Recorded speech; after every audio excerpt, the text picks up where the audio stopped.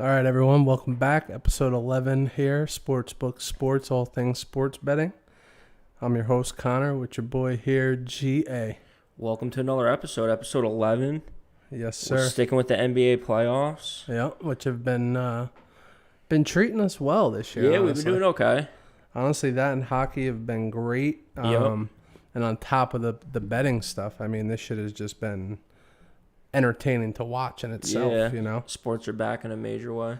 Yeah, I think that's what makes it this year just obviously different than years past, you know, with the whole pandemic thing, people being locked in the house and fucking not really being able to get out there and live their normal lives, and just having sports there brings a little bit of normalcy to everyone's life, you know? Yeah, at least for me, like I forgot like the remote control management you need. Like I lost that skill during quarantine between flipping through channel.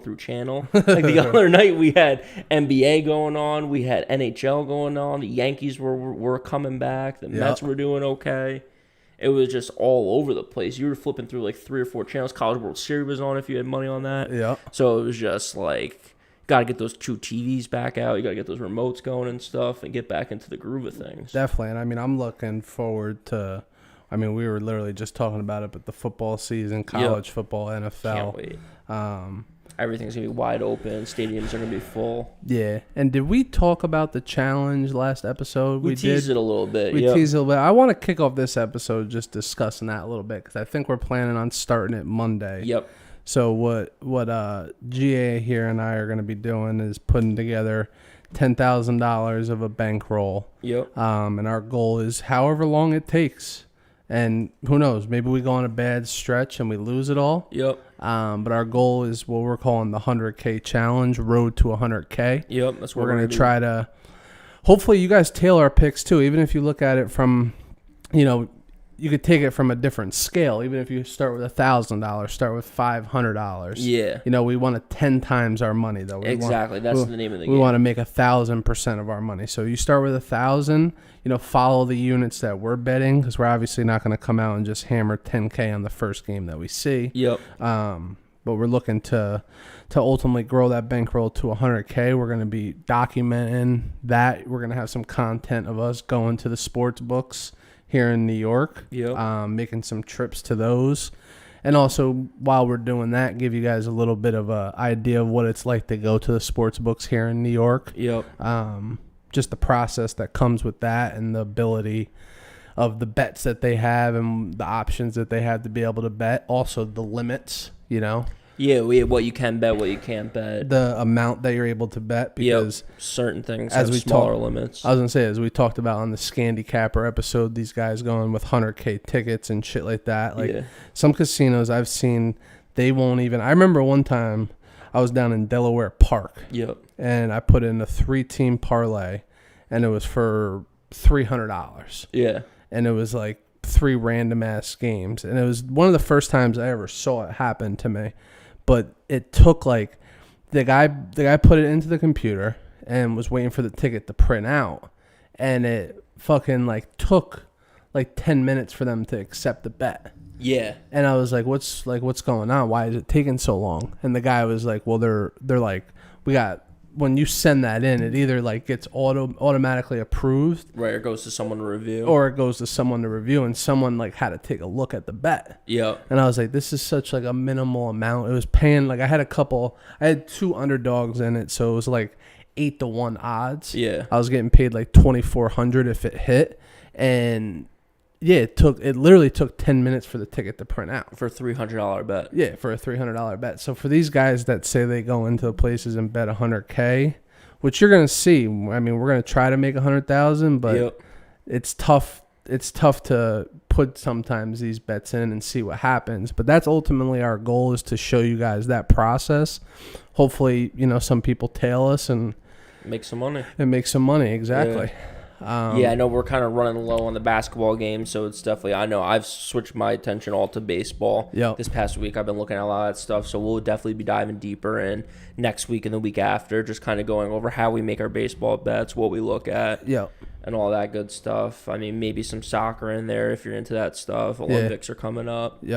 Golf. I mean, we talked about golf a little bit here and there, but there's a tournament, it seems like every week now. Yeah, there damn near is one every week. The golf's nice too because it has like the direct matchups. So it's like most people think that, you can only pick the winner. Yeah. And that's not necessarily the case. There's a lot of opportunity out there in golf to be able to make some money, especially if you're following people and have a good eye on it. Yep.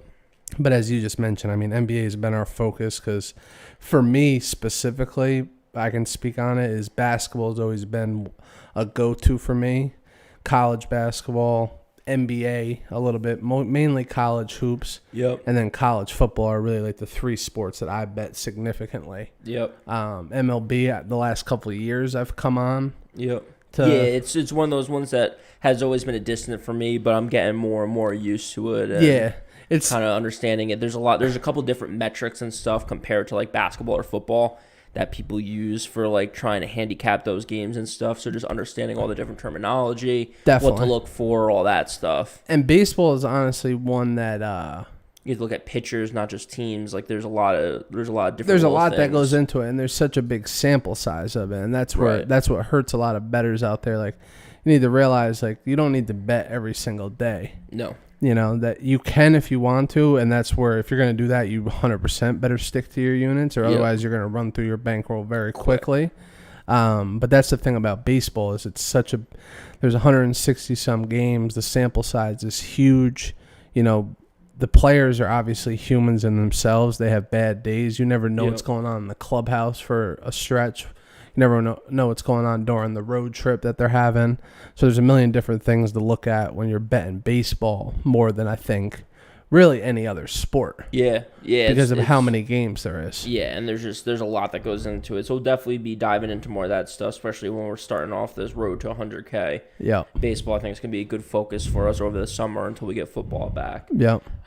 Last episode, we don't have a slide for it today, but last episode I went 0-2. Yep. I think you went 2-1. 2-1. We went head-to-head on the Clippers. Yep. But I was up plus 2.5 units. Yep. I ended up being just because of the Devin Booker prop. Yep. Which, I mean, was a fucking lock. If you would have got it, if I remember correctly, because I was thinking about it, but I was like 26.5 is just a good number.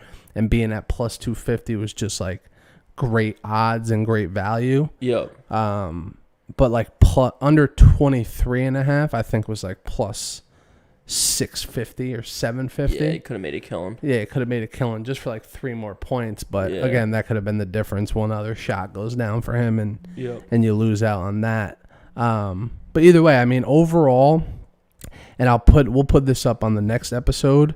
Mm-hmm. But I did the numbers based on all of our picks so far. We've given out. Yep. And after episode 10, you were plus 3 units, and you were plus 3.5 units. Yep. I was plus 1.5 units over those times. Yep. But then if you took away the first 2 episodes that we did, where we just gave out too many picks, you were plus 4.5 units, and I was plus 3 units. Yep. So either way you look at it, we're plus money.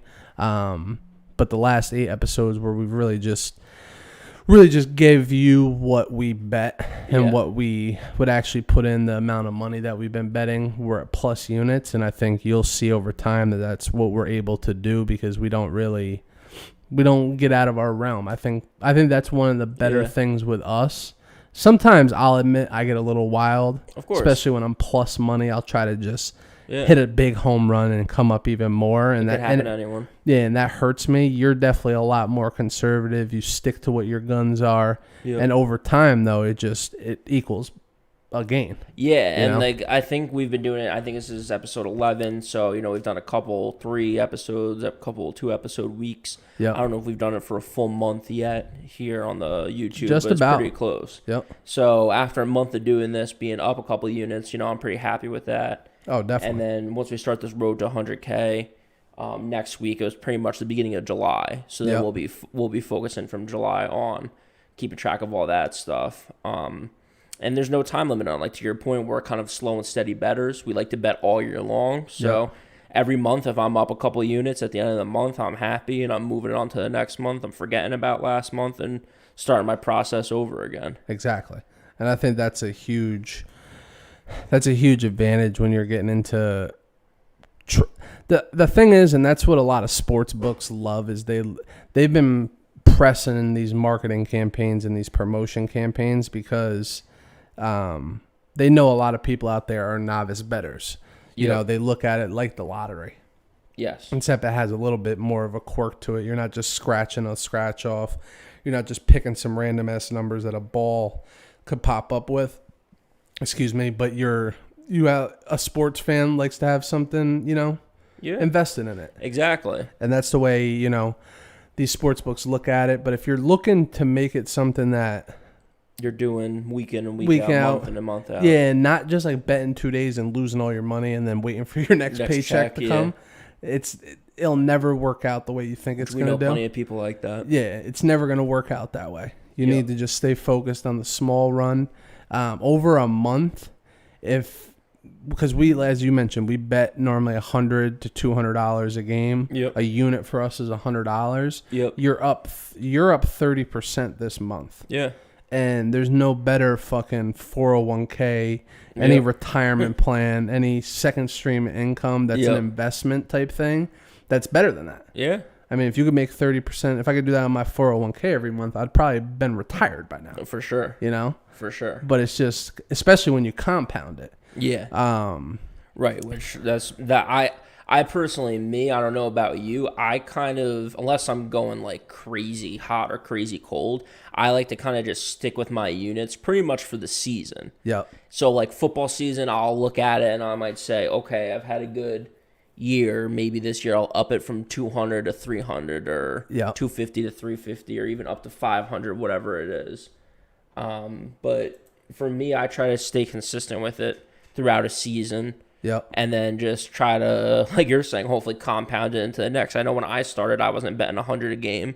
So I'm happy where I'm at with that. Exactly. And then just try to keep it going year over year.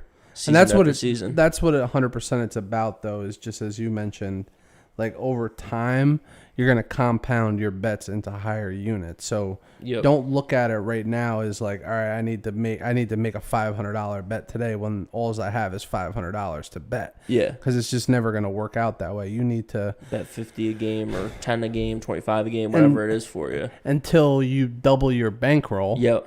I even say my philosophy's always been like, if I start with $1,000, right, and I'm betting $50 a game, I'm not gonna up my bet until $100 till I have like $3,000. Yeah. To bet. Yeah. You know what I mean? You think you'd get to 2 and then double your bet? No. Don't do it that way. Because you never know. Yeah, you just never know what type of streak you're gonna go on. Just grow it gradually, and before you know it, you might have a bankroll of $50K.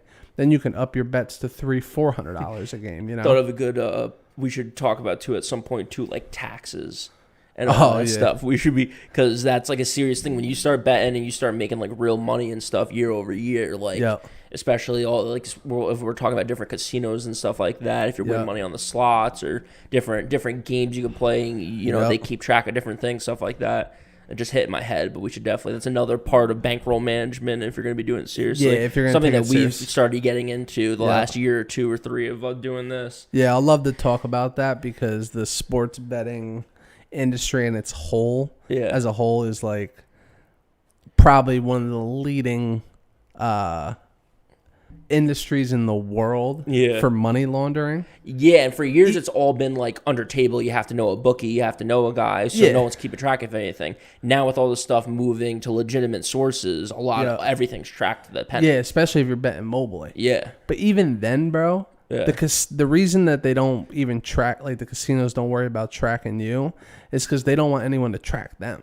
Yeah, that's true. Like they're finding ways to put their money in different envelopes and get it out of the way. Like that's what's crazy about it. And it's like, because you could go, it's crazy how every different casino, I know we're getting a little off topic with it. We'll hop into the NBA picks next, but it's funny how you can go to one casino and bet like $5,000 and cash out No problem. Yep. Won't even have a thing. And then you can go to another place and they'll have you sign a form, show your ID, do all that shit. And they won't even like collect taxes on it right there. No, they just document it. But everything. they just document it, so then your fucking win-loss statement at the end of the year. If they don't do that every time, they're gonna show that you made $5,000. You might get a W-2G at the end of the year for that money. Sure. But they don't count all the losses you had. Right. So if you're gonna do it, that's definitely a great topic, and I'm happy you brought that up.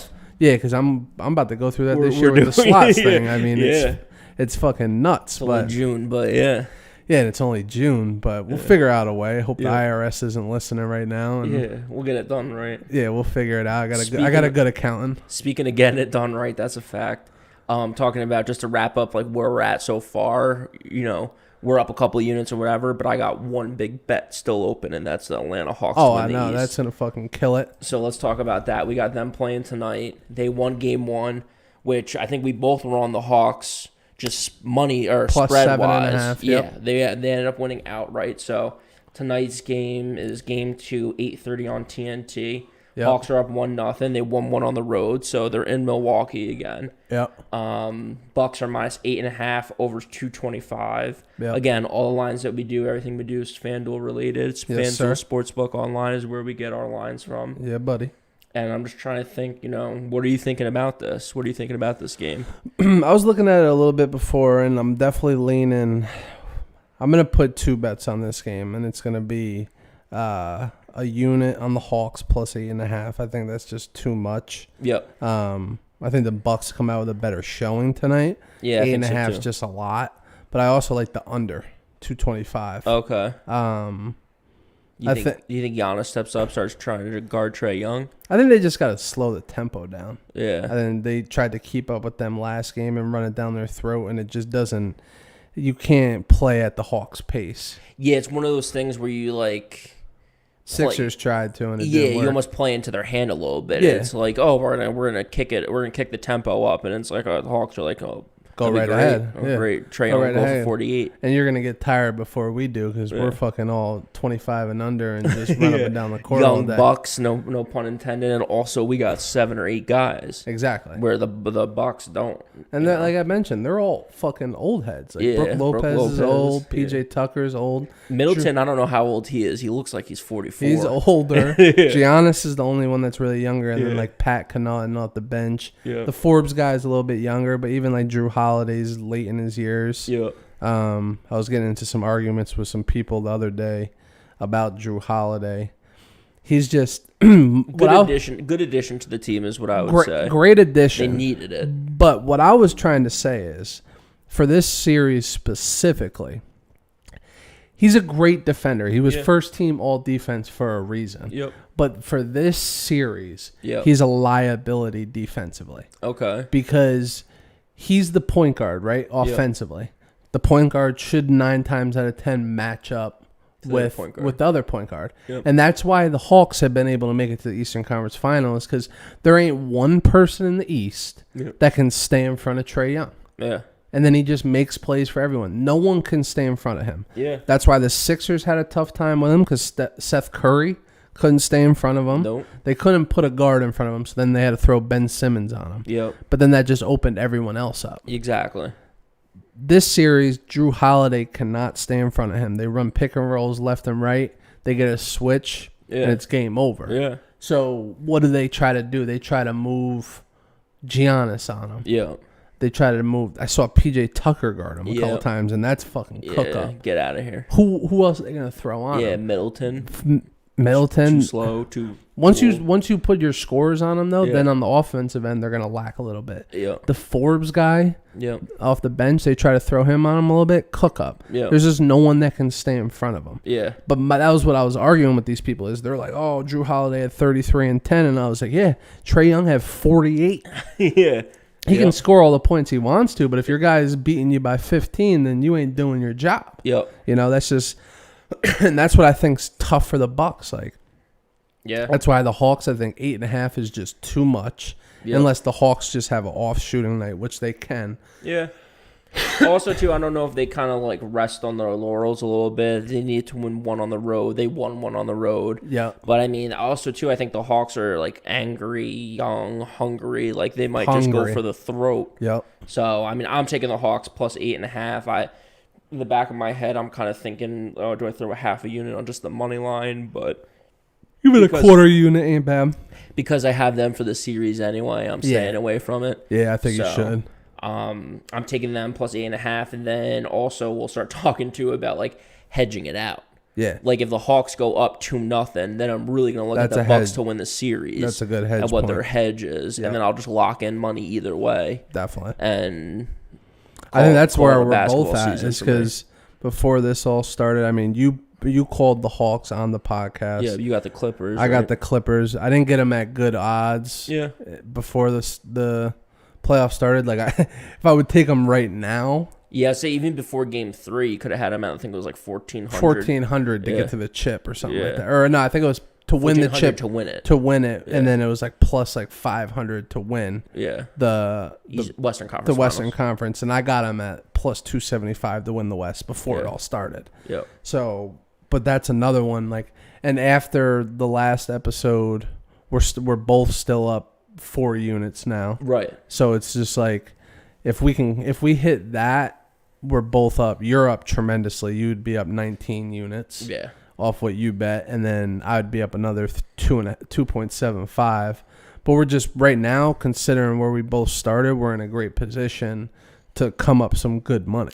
And I'm happy that we started this now. I'm a little upset we started this late in the basketball playoffs. I'm happy that we started and we got it going on here, because for me, for the last 3 or 4 years, where I pretty much make, I don't want to jinx it, I might be jinxing it hard, but where I do well are these like the playoffs for all sports, really. Yeah. But for hockey, for any of this stuff, especially for football. So I'm the same way. I don't basketball, I got a good feeling about the Hawks, but if they end up losing this game, I won't feel that'll all go away real fast. Yeah. No, I think if they win tonight, yeah, you definitely need to hedge out. Of course. That series, because that's just, it's guaranteed money in your pocket. And guaranteed good money. Like I might even look at it tonight before the game tips off. I might pull it up right now just see what they're at. Yeah, see what they're at, because they're probably, to start the series though, the Bucks were like minus 400. Yeah. And now I would say they're minus 200, because being down 1-0 ain't nothing. They get down 2-0. Especially as the favorite. Yeah, you go down 2-0, though. That's a tough hole to pull out of. Yep. Not impossible. The Clippers have done it twice already this year. Yep. And I'm just heated Kawhi Leonard got injured, because if he didn't... Yeah, it would have been... Yeah. Because the Suns right now, I mean, they didn't play well last night. Clippers definitely stepped it up. Yeah, so the Bucks are still minus 220 to win the series. So it's not really worth it right now. Yeah. Even though I could. I mean, theoretically I could, but it's like at this point, no, not real worried about it. Instead, I'll just take the Hawks tonight plus 8.5. Yeah, I think you can get better. You'll get better juice from it overall. Yep. If you just wait. If it was even money, maybe I'd think about it, but it might be even money after tonight. Yeah, I think the Hawks just look good, man. I think they just have a solid team. I think that Capella's doing what Capella needs to do. John Collins, like everyone on their whole roster. Kevin Huerter. Yep. Now, question for you. King of New York. Say the Bucks lose tonight. Hawks go up 2-0. And you have the Bucks to win the series after that. Even money. Yeah. How much you putting on the hedge? It's 1,900 to win, so... You do half? Yeah, 800. 800? 900. Something like that. I would just split it right down the middle. Yeah. Just guarantee yourself $1,000. Yeah. Either way. Yeah. I'd probably do 900 on it. This way I win 1,000 if the Hawks win, 900 if the Bucks win, right? Yeah. And then this way there's a little bit more juice that my original pick is right, so I'll make an extra $100, extra unit. Yeah. But yeah, then that's you take the Hawks game 7 for 100, wins you another 300 if they win or something. Yeah. Yeah, and then like I said, for the next episode, I'll look at all that stuff too, because like now I started looking at like series correct scores and stuff like that. So there might Hawks in 7, baby. Yeah, there might be like better odds and stuff like that. What's Clippers in 7? I've been saying that since the beginning. Yeah, Clippers in 7. Clippers to win 4 threes plus 650 right now. Let's go, baby. Yeah. I'm not locking that in.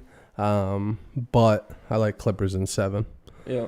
I think if it gets to a game 7 and they go to Phoenix, especially Chris Paul chokes like a motherfucker. Yeah, he's known for it. So, or he'll get another COVID protocol or some shit. Yeah, that's what we got tonight. I mean, Islanders game on. We're definitely gonna be watching that. Got to pick on that Islanders, baby. I like the Islanders too. I was just gonna look at it real plus 140, I think it is. Slam a unit on it. Book it. Yep, those are my 3 bets tonight. Hawks under, Islanders. I got the Hawks and the Islanders. Let's get it. Yeah, I'm loving the Islanders. I think what they showed last game. Yeah, the way they came back 1-0 Yeah, and I think that just like depleted Tampa. Yeah, they thought they had it. They thought the series was over, especially after just absolutely obliterating them the game before. 8-0. 8-0. Like that was just an embarrassment. Yeah. I don't think there's hope for them. But we'll see. I mean, they're still a good team if they can bounce back mentally. Yeah. That's just a tough place to be, from a mental standpoint. Like, you think the series is over, the Islanders come back, beat you in OT. Islanders to win it all, plus 330 right now. To win it all? Yeah, Tampa Bay plus 130. I don't know. Canadians plus 165. Yeah, I think Montreal. Yeah. They're a wagon. Yeah, they're nice. Yep. They're fucking the real deal. All right, well, that's all we got for tonight. And then, we'll see you guys next week. We'll definitely get into the race to 100. Yep. 100K starts Monday. Everyone subscribe to the YouTube. Share this shit. Yep. Follow the podcast. We're on Spotify as well. Instagram, SportsBook Sports. You mix it up on Twitter, SportsBook Talks. SportsBook Talks on Twitter, SportsBook Sports on YouTube. Like, subscribe, follow, share. Get on that. Follow the 100K challenge train because we're about to run that bitch up. Yeah. Look forward to the next episode. We'll see y'all then.